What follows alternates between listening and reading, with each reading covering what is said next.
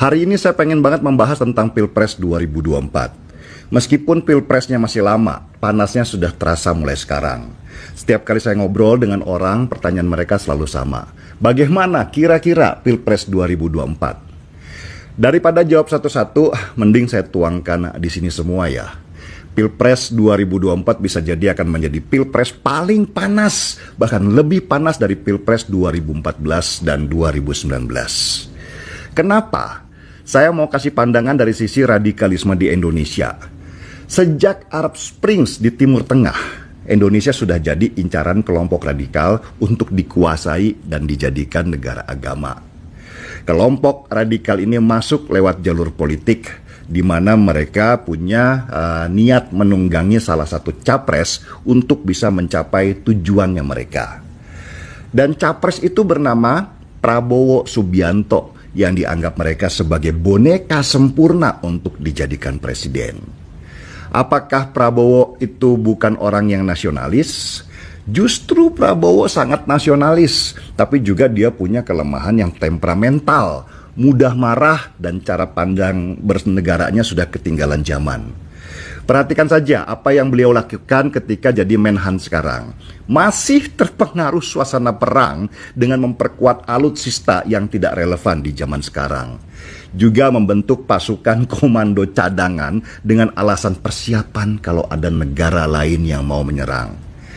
Memangnya siapa sih negara di sekitar Indonesia ini yang mau menyerang?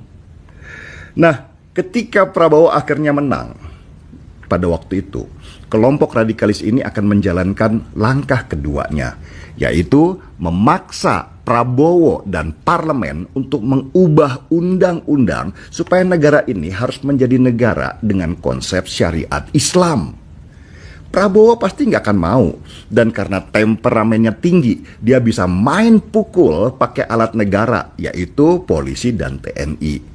Ini yang ditunggu-tunggu oleh kelompok radikal itu, supaya mereka bisa sempurna memainkan konsep playing victimnya. Mirip sekali dengan pola Arab Springs, di mana banyak pemimpin negara jatuh karena mereka senang menggunakan kekerasan dalam menghalau kelompok-kelompok radikal ini. Dan untungnya, di Pilpres 2014, kelompok radikal ini belum memperhitungkan Jokowi dan menganggap remeh bahwa dia tidak akan memenangkan Pilpres 2014. Pandangan meremehkan Jokowi inilah yang menjadi kesalahan terbesar mereka. Karena kelak, ketika Jokowi menjadi presiden, kelompok radikal inilah yang dihajar habis-habisan oleh dia. Pilpres 2019, kelompok radikal ini sudah sadar kesalahannya. Mereka kembali menunggangi Prabowo Subianto karena dinilai sebagai capres yang kompromis dan oportunis. Prabowo dan kelompok radikal ini saling menunggangi untuk mencapai tujuan yang berbeda. Tetapi sayang sekali lagi mereka salah. Justru di periode kedua ini, Jokowi semakin menguat dan barisan pendukungnya semakin meluas. Pertarungan di 2019 kemarin ini, kelompok radikal kalah lagi dan mereka dihajar habis-habisan oleh Jokowi sampai hampir tidak berkutik. Logistik mereka semakin berkurang karena Jokowi mulai menyasar bohir-bohir mereka dengan membentuk Satgas BLBI yang dipakai sebagai senjata untuk membungkam aliran dana ke kelompok-kelompok radikal itu. Pilpres 2024 ini adalah puncak dari segalanya. Ini bisa disebut sebagai perang Baratayuda atau perang antara dua kelompok besar. Kenapa saya bilang begitu? Pertama, tahun 2024 ini semua capres ada di level yang sama, tidak ada petahana. Jadi ini pertarungan bebas di ruang kosong. Dan kelompok radikalis tahu banget situasi ini. Mereka tahu kalau Jokowi sudah tidak mungkin bertarung lagi. Jadi mereka menyiapkan senjata terakhir mereka yang lebih besar, lebih ganas, dan lebih punya dampak. Kedua, kelompok radikalis ini tinggal sisa nafas terakhir dan logistik mereka karena selama 10 tahun dihajar Jokowi habis-habisan. Karena itu, untuk Pilpres 2024, mereka akan kumpulkan sisa-sisa tenaga terakhir mereka untuk bertempur gila-gilaan. Kalau mereka kalah lagi, mereka bisa hancur. Bisa jadi Presiden sesudah Jokowi lebih gila lagi untuk menghajar mereka sehingga mereka akhirnya nggak bisa bernafas. Nah, pertanyaannya, siapa yang akan dipilih oleh kelompok radikal yang seperti parasit ini sebagai inangnya? Yang ke satu, pastilah Prabowo, karena Prabowo surveinya masih di atas. Tapi mereka juga melihat bahwa Prabowo sudah mulai tua dan lemah, sehingga bisa jadi tidak akan menang untuk yang ketiga kalinya. Yang kedua, mereka pilih Anies Baswedan.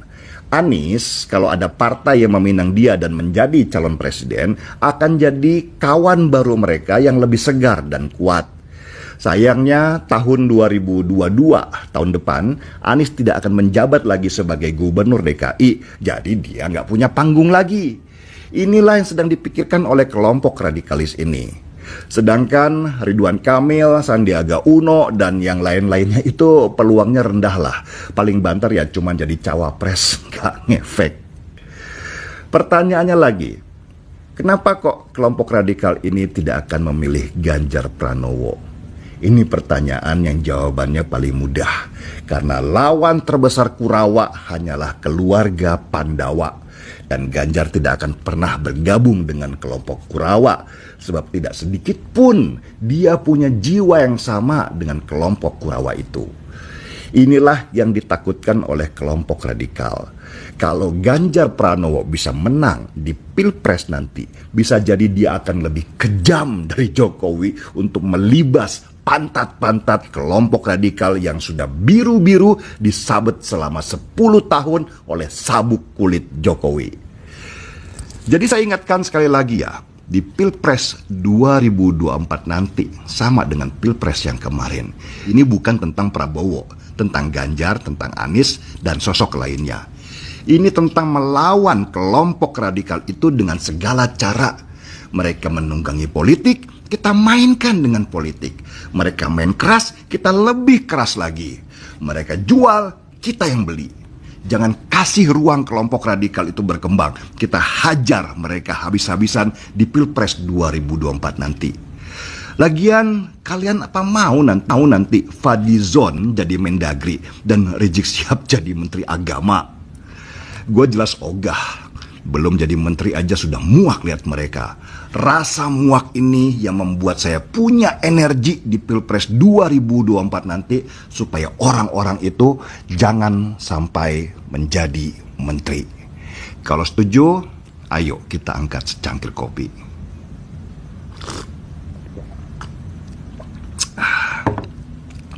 Mari kita bongkar semua. Saya Denny Siregar, kita di acara Timeline.